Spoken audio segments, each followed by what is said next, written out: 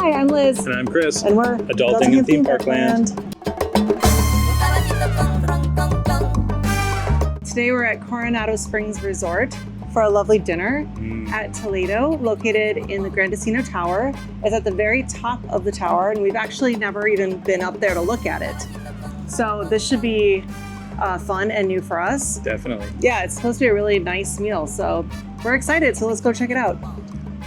Tonight, in an effort to keep a nice restaurant nice, we are not going to be talking and filming at the same time. We're going to do more of a little overview of the food and then do a voiceover of our meal as we go. That way everyone can enjoy their meal, not just us. Well, that sounds great. I'm excited. Let's go dig in. Yum. The Grandisino Tower is a fairly recent addition to Disney's Coronado Springs Resort, opening in July of 2019. I think it was a much needed addition to this property, offering many new dining opportunities as well as new bars and elevated rooms. It's really the best value when it comes to a moderate resort here at Disney World.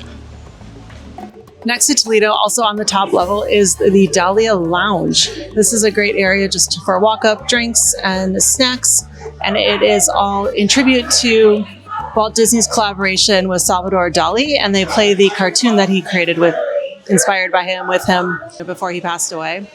So it has a great homage to that classic Disney look and experience. And Chris, what did you get? I got the Oaxaca Old Fashioned. It's a Flecha Azul Reposado Tequila, a Del Maguey Vida Mezcal, agave nectar, and flavors of orange and chocolate served garnished with an orange and a Luxardo cherry. Which, of course, is the best part of it, right? It really is, yeah. It's hard to go wrong with a Luxardo cherry. Now, what did you think of it? I thought that the tequila brought a nice alcoholic bite. The mezcal brought that smokiness that you would look for in a old-fashioned type drink. The agave syrup made a nice sweetness that was balanced very nicely by the smokiness and, of course, the tequila. And you did get a little hint of orange on the nose. I would say that it's more of a smell than a flavor. And, I mean, who doesn't love a Luxardo cherry? Perfect. Yeah, and I got something that intrigued me, but I wasn't sure if I'd like. It was called the Espumoso Punch. It's Fonseca Bin 27 Port, Conbier Creme de Mure Liqueur. Honestly, I'm not even sure what that is. Lime, orange, and then Frisinet champagne or sparkling wine, Cava Brut, and fresh fruit. This was fine. It was a little too sweet for me. It's very fruit berry forward. It starts with a little bit of a port punch, but then it really dissolves into kind of a very fresh, fruity berry flavor. So it tasted very like fresh berries. But again, it just, I don't know. It wasn't my absolute favorite thing that they could make there. I liked it, but I would say that my drink was better. Yeah, so they have a wide selection of cocktails there, including a make-your-own old-fashioned menu with 5 different bourbons, 5 different simple serves, and 5 different bitters. And I think I should have played around with that a little bit. I'm very curious about how a blueberry simple syrup would taste in an old-fashioned, which is one of the offerings. So maybe next time I will give that a try. No. No? No. I don't know. Not for me. It was offered for a reason. Yeah, but not for me. I don't know. Maybe you'd like it. Maybe. I'm willing to experiment with my cocktails. So anyway, but it was a nice little pre-dinner meal or like cocktail experience. Pre-dinner meal. Pre-dinner meal, no. Pre-dinner cocktail experience. Pre-dinner liquid meal. Yeah. But if you're just going there, they do have like tapas and things like that. But anyway, then we went to Toledo. Well, I have a food coma. She is broken. Yeah. It is true. How about you? I feel great. Okay. That was an awesome meal. Yeah, that was amazing.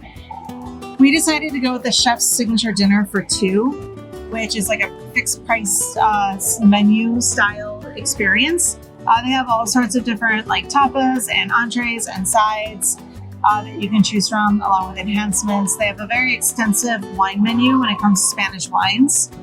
And then, of course, cocktails. The cocktails are basically the same ones that you would get over at the Dahlia bar. So it wasn't anything too special there. So we decided to split a bottle of wine with our meal. Mm-hmm.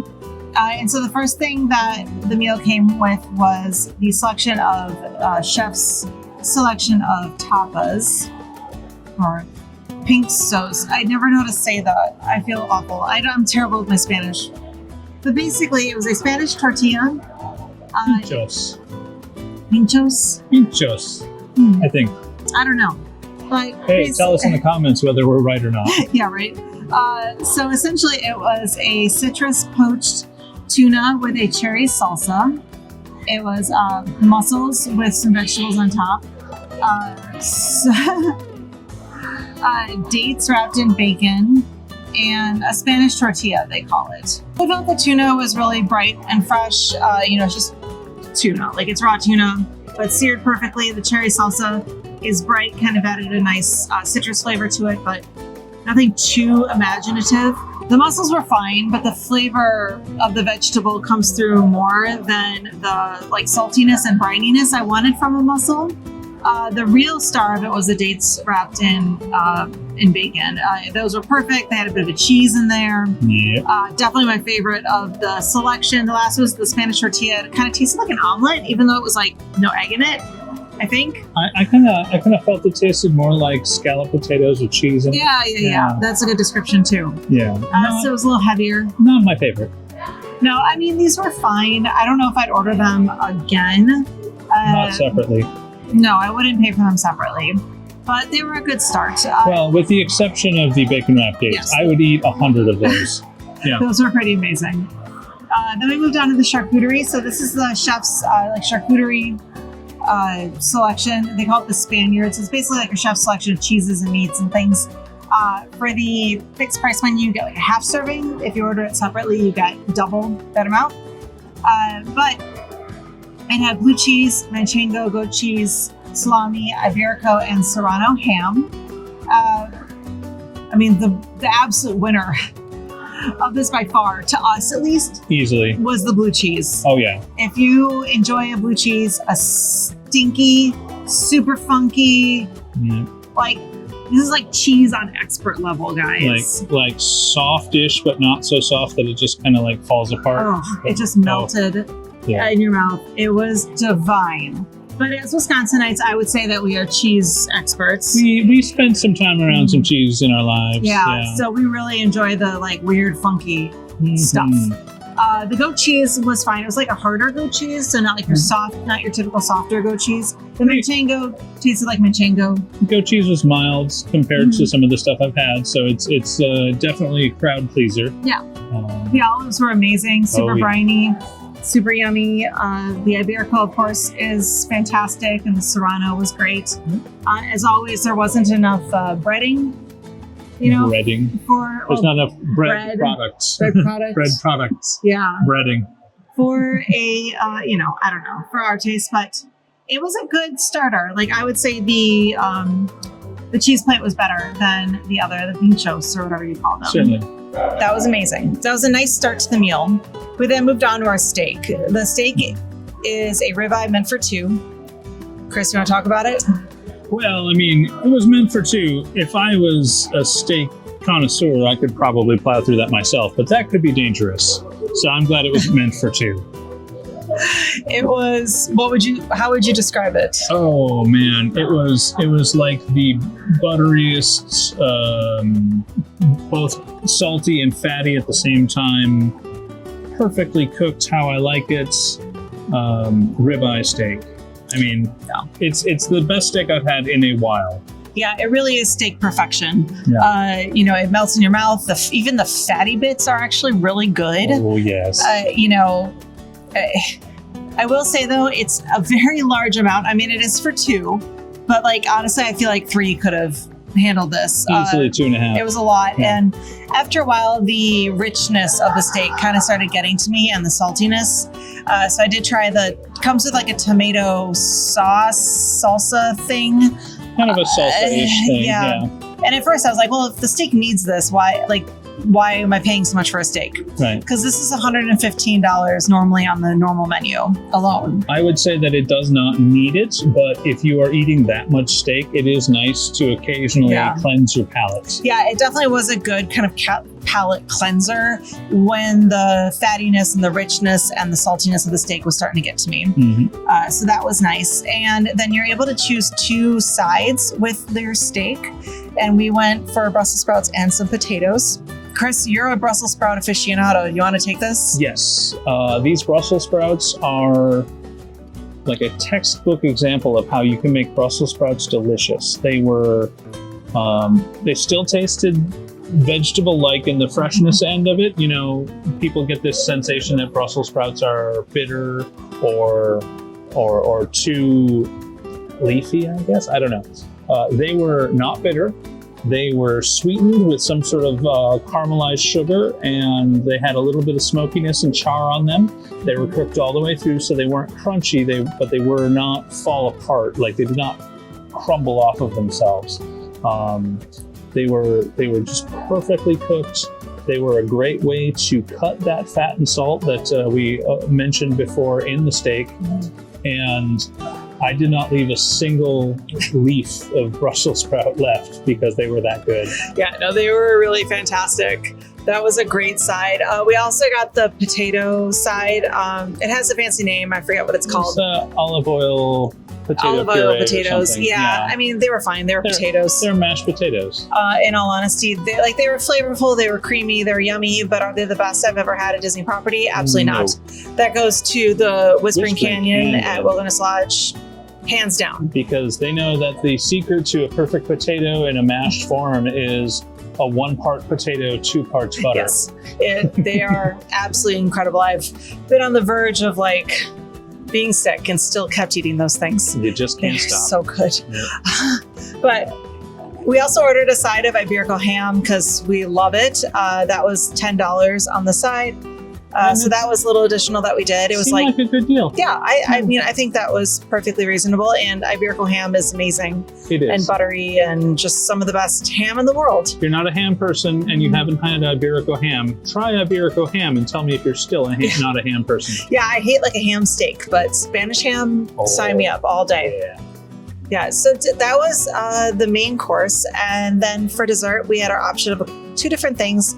And we decided to go with a cheesecake. This is described as strawberry rhubarb compote, burnt honey and glaze, and white chocolate chantilly on this Basque cheesecake. And it was fantastic. I was in a meat coma, cut to Liz, dying from a meat coma. Meat coma. Okay, I survived, but I'm still suffering a bit from my meat coma. And so I thought, there's no way I can eat more. I am done. I am dead. She said this. Stop. Yep. But the cheesecake came, and frankly, it was amazing. It just not overly sweet. The sides gave a little bit of that hint of sugar sweetness, but I don't know. It was a perfect ending. I'm usually not a dessert girl, but this was a perfect way to end the meal. Yep. It filled in those gaps where you're like, I don't want salty, I don't want fatty, I don't necessarily want caramelized flavor. Maybe a little caramelized. I could stand for a little caramelized flavor. It was great. But I need something that's sweet but not too sweet and has a bit of a fruity finish. And this had exactly that. So Chris, what did you think about the value of this meal overall? I felt like this was a pretty good value. Now, I'm sure that if you were to break it down item by item by item, if that were even possible, then it'd probably come out pretty similar to if you were just to order a la carte. Yeah, I actually did the math.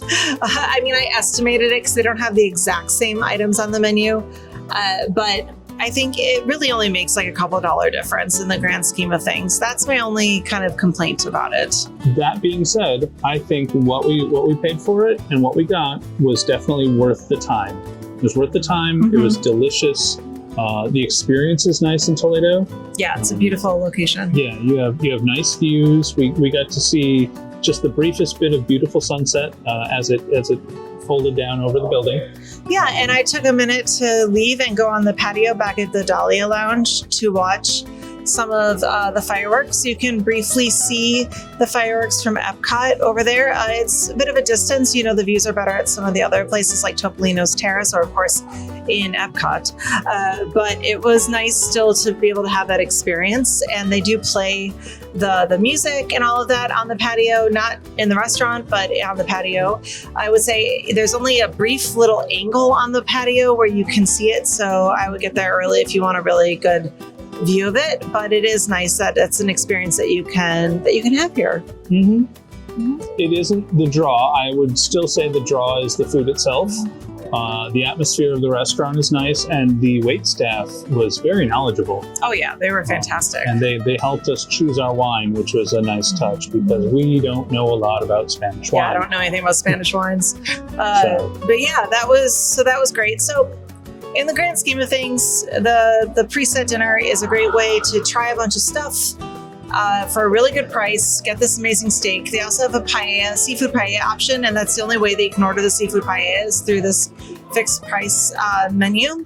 But like I said, I don't think it saved us a ton of money, so I don't know. So it depends on how hungry you are and if you can eat a ginormous steak or if you want a big thing of paella. Yep.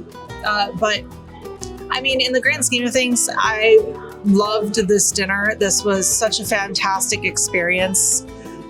I'm gonna give it 10 out of 10 ribeyes. 10 out of 10 ribeyes, you Yes. say? All right. I would say that's a pretty solid rating there. I would probably give it 5 out of 5 cheesecakes. Nice. And that goes for the food quality and the value of it. Yes. You know, I think this is just a really great meal at an underrated restaurant, and I'm so glad we had this experience. I would come back again. This was a wonderful experience on the whole. Yeah, well, thanks for joining me, Chris. Well, thanks for joining me, Liz. Well, and I've been Liz. And I've been Chris. And we've been Adulting in Theme Park Land. Thanks for joining us, everyone. Have a good night. Bye.